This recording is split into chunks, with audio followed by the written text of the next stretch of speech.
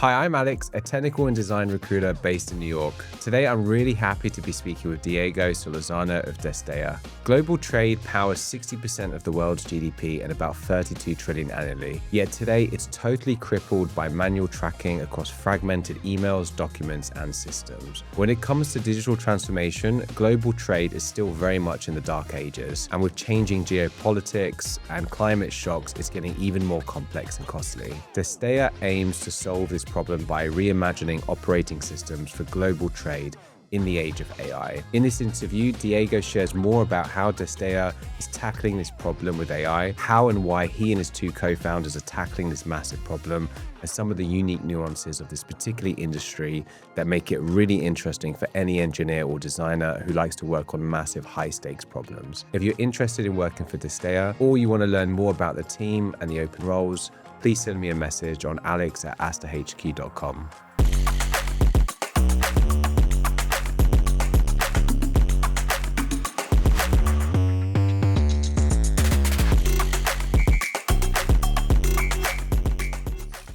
Well, look, I have a lot of different areas I wanted to ask you about. I think, one of the key things for me was really understanding more about the pain point that you're solving for. And you're in a very interesting space and industry, especially with everything happening geopolitically and with supply chains.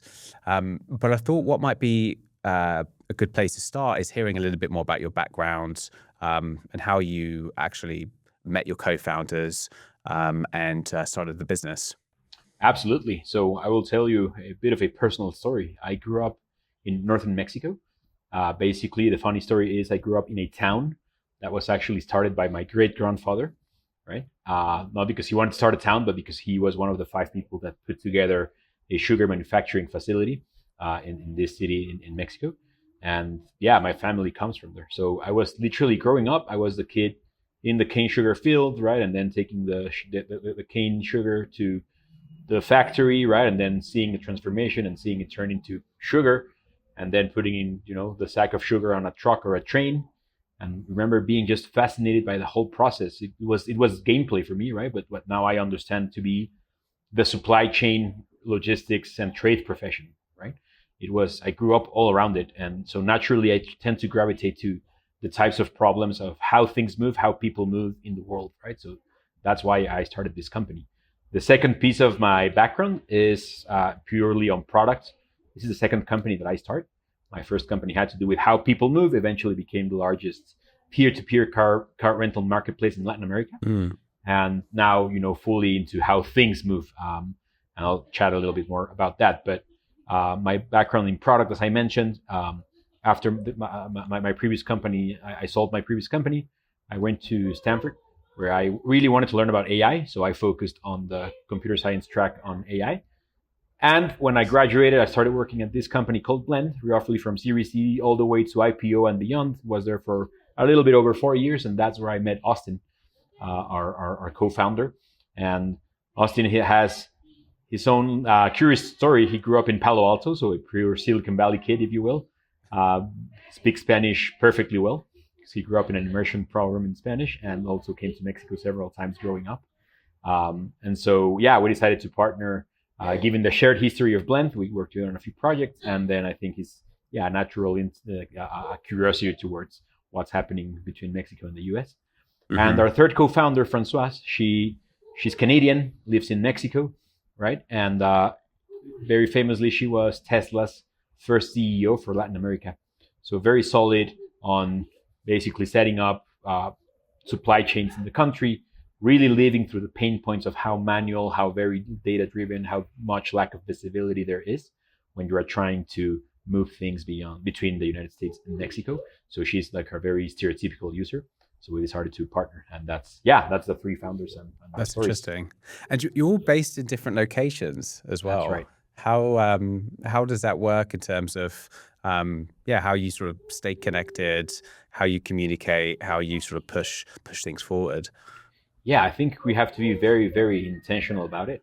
Yeah. And actually have very clear rules about it, right? One of the first things that anyone who joins our company has is kind of like our rules of engagement. We don't really call them that, but rules of engagement, right? And as it describes, right, is, hey, we're gonna be using Slack heavily, right? Async communication is very important. It's very important that you acknowledge when someone pinged you on Slack, even if it's just a check mark, right?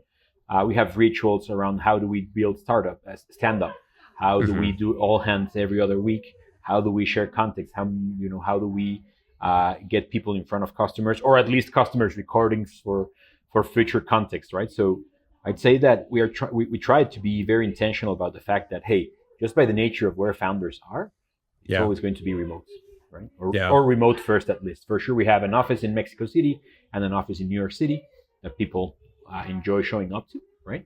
But since we have people in Europe, right, in other places, we really need to have rituals. We need to have rules around what's expected of each of us in how we communicate and how we interact. So I guess just being very intentional about it. Yeah.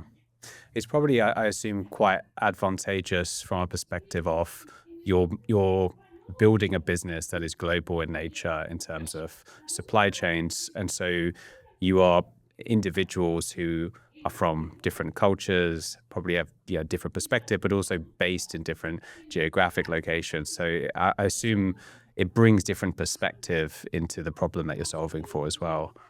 Yeah, I mean, one thing that I've really enjoyed about maybe the last 7-8 years of my career is how very bicultural it's been, right? Me growing up in Mexico, right? Working mostly in my last 10 years in the United States, and now building a company that's very, very global by its nature and by its ambitions. It's a blast, to be honest, right? I really do. And I don't know, right? Like some silly examples that maybe I can give you, right? How people communicate, right? And I have this funny story, right? That like we were talking to a customer, and he's based in Nashville, Tennessee, right? But he has a lot of manufacturing facilities in Mexico, and he's like, well, you know what? Here in the U.S., we kind of say no news is good news, right? And that also applies for logistics and supply chain. He says, but you guys in Mexico, no news means really bad news. So I don't know. You run into these kind of like cultural differences that are interesting to witness, and even how people speak, right? Totally. And how we, in Mexico, we use a lot of sayings, right? Like a lot of wisdom in sayings. Yeah. The US kind of like incorporates it more in the land. I don't know. You just notice this kind of thing, and different perspectives, different ways to solve problems. Yeah, I think alignment, and I think mission driven, and I think purpose, and trying to really bring in people who are true builders, regardless of where they are from, is really what the kind of culture we're trying to build. Yeah, no, I totally resonate with that. Being a British person living in America, my first 2 or 3 years were definitely a big education. Some positive and some not so positive experiences here with the difference of communication. Yeah. So I'd love to hear a bit more about the industry that you're building in. And so reading a little bit into some of the press releases, and obviously looking at the website, listening to some of your podcasts, the supply chain sort of logistics space is super fragmented and a complete mess.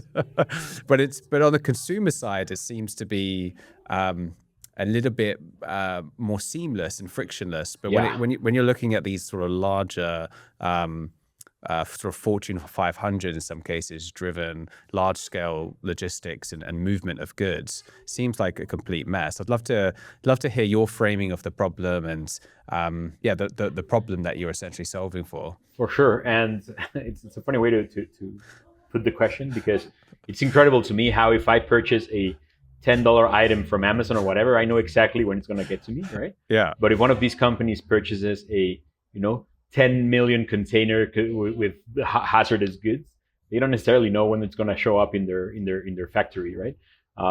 So basically, the reason that is foreign trade is very fragmented, and I think it's very fragmented because different jurisdictions in different countries.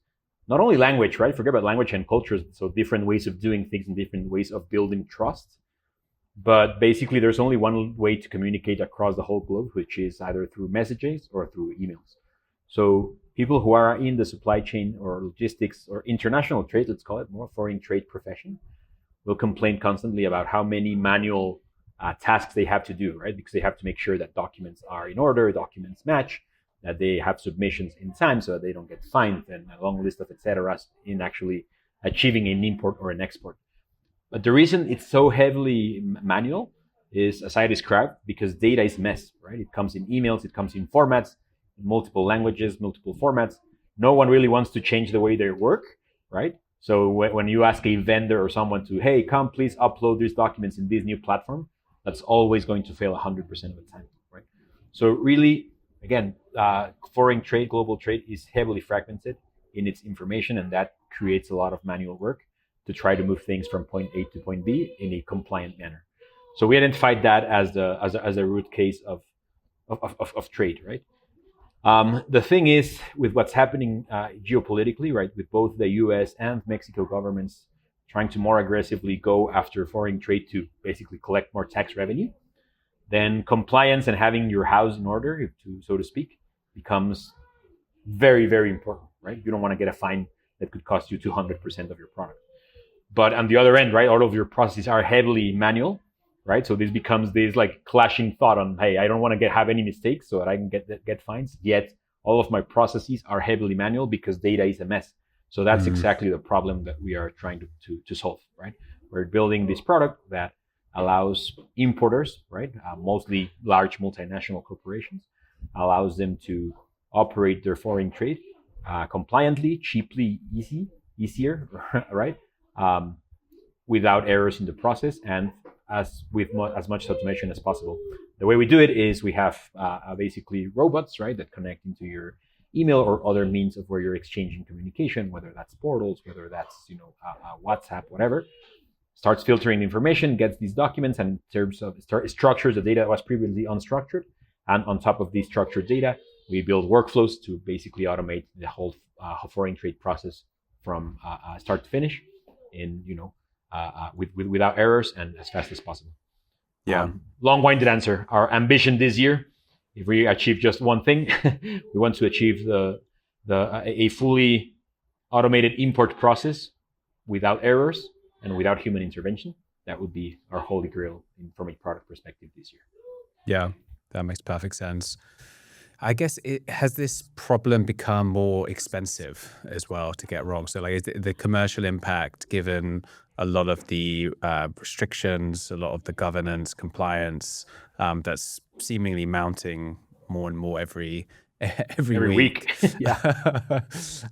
Has this problem become more complex over time, even though you would expect it to become less so, but also like more expensive and more of a commercial impact on businesses? Definitely on businesses, and very interestingly, also on consumers. Right, every time there's a new tariff, or every time there is a heavy action on the government on increasing fines, that has a real impact on the price, on the final prices consumers pay. So it's been certainly a couple very fascinating years in which both the U.S. government and the Mexico government have been very transparent that they want to come after foreign trade. And if you look at the stats, last year was by far the year in which the most tax revenue was collected from foreign trade, right?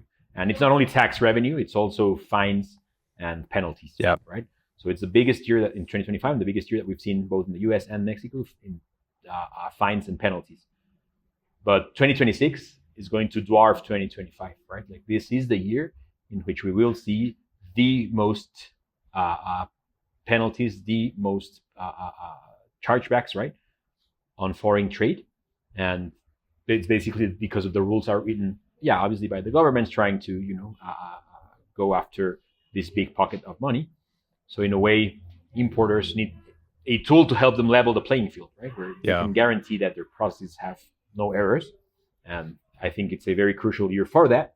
And it's also a crucial year for us because it means that, this is a year in which you actually need to really invest in this kind of tool. Yeah. Well, it feels like even for governments, it's there's an incentive because this is inflationary in many ways, right? I think the more frictionless global trade is, the more you would hope that the cost savings are passed down eventually to the consumer. I'm curious to learn a little bit more about your fundraising. You raised a massive round, $8 million from a mix of amazing investors. What was the aha moment for investors when they heard about the value proposition and the business and the market that you were building in?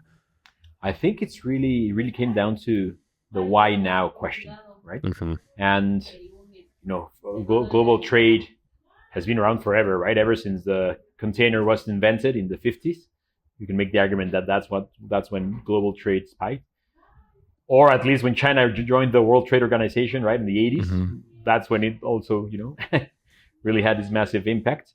So it's been around for 70 years or more, right? Like since there's been humans, there's been trade, but let's say it in a massive scale that it is today, at least 50 years.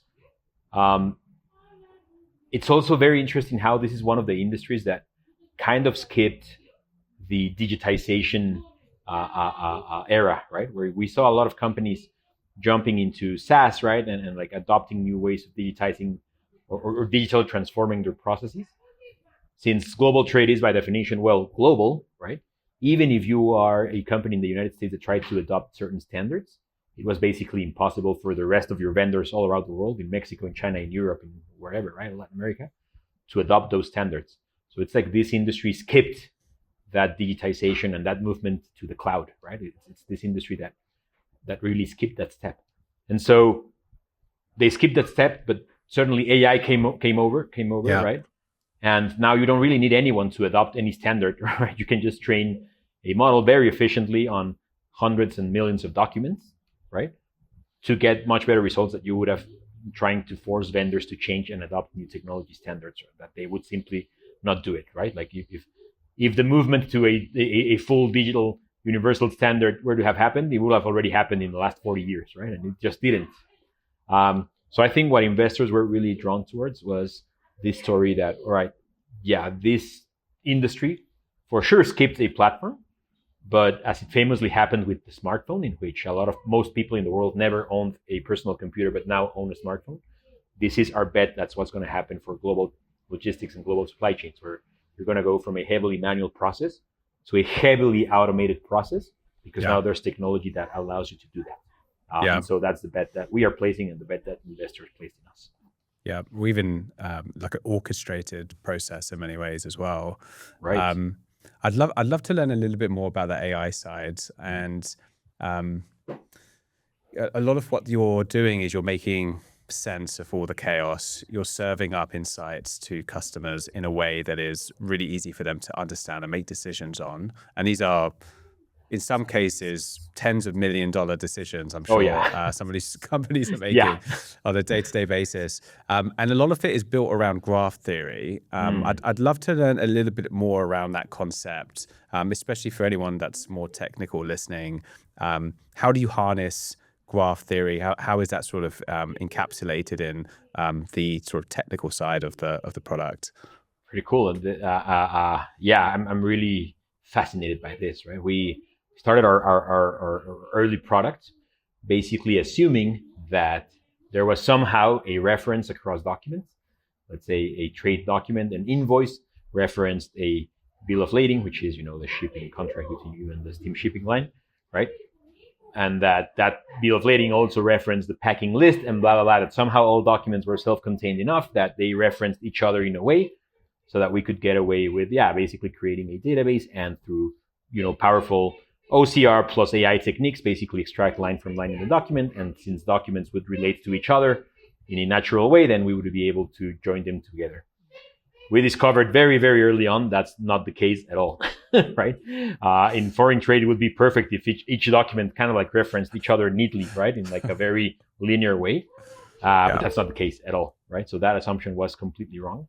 And we had to really invest in a way in which we can, based on context and based on, third context, join documents that could belong together, right? So that's a perfect use case for a graph, right?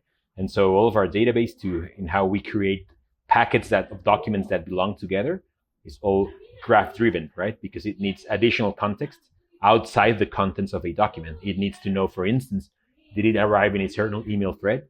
Does this email thread in its body reference something else? Does that other reference then tie to this invoice?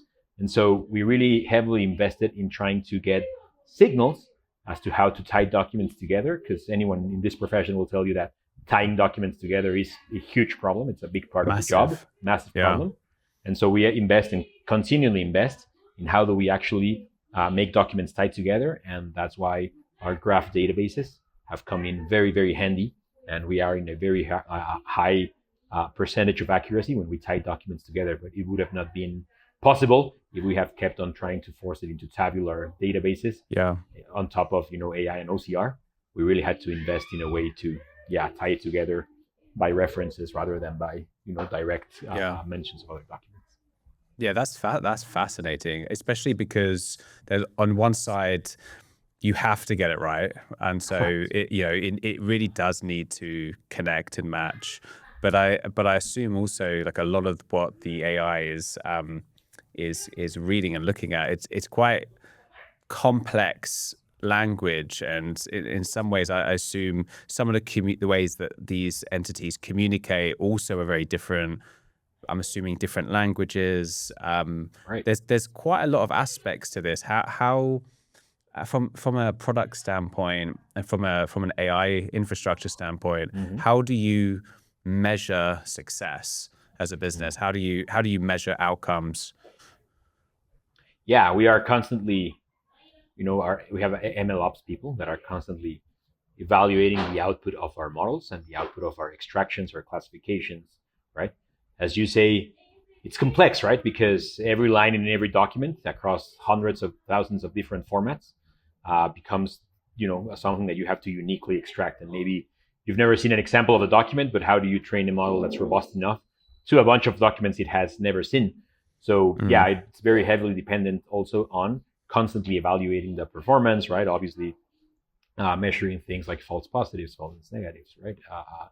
All all of that, right? So I really think that an important part of our business is and will continue to be, MLOps or evals. I don't know how they call it these days, right? Yeah. To constantly evaluate the output of our models to make sure that it's as close as to 100% as possible. We have a bit of a unique problem in that when we determine that something's wrong, it's normally because the model had hallucinated, so it's not actually wrong, but it's a false negative. So we do run into false negatives, and thankfully not a lot of false positives. So that's at least that's going on for us. We have that to feel a little bit better about the output that's constantly being produced by these models. But yeah, it's a struggle, right? It's something that we are constantly chatting with. It's also something that we need to be very close to our customers for them to give us feedback about the tool, and something that we constantly work on improving, and that we have teams dedicated to improving these models constantly. Yeah, because I suppose with some of these organizations, you almost need to be enterprise ready. Oh yeah. And in many ways, you're probably, I would assume, building with your customers as well, and everyone has slightly different, more nuanced processes in how they transact and how they process their trading arrangements. And so I assume there is probably a lot of speaking to clients, being there with clients, and really sort of understanding their sort of more nuanced challenges. 100%, right? We spend a lot of time with customers. We even, are also hiring for this figure of forward deployed engineers, because we do think that setting up this system is something that requires a full-time engineer working on it with the customer. Yeah. And maybe the first implementation took, 3 months, right? With hand-in-hand contact with the customer. Maybe the second one will take 2 months, and eventually, right, you are at a place where it can be faster.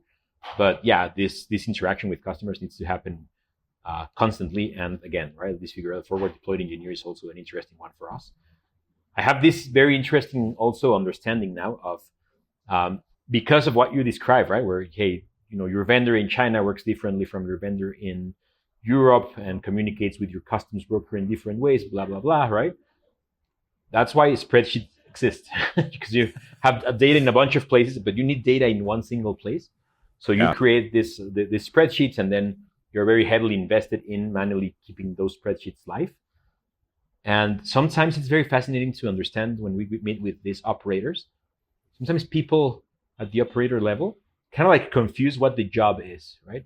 You're not hired to produce spreadsheet or to maintain spreadsheet. That's not the job, right?